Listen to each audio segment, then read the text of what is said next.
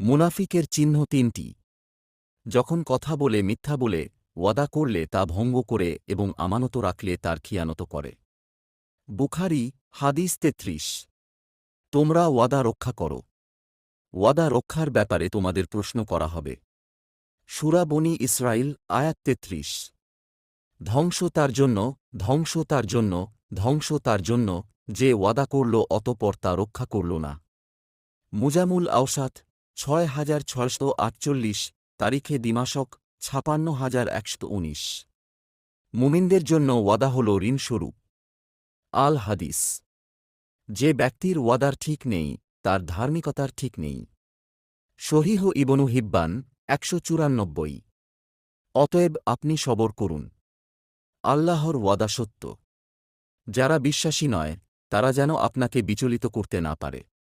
সূরা আর room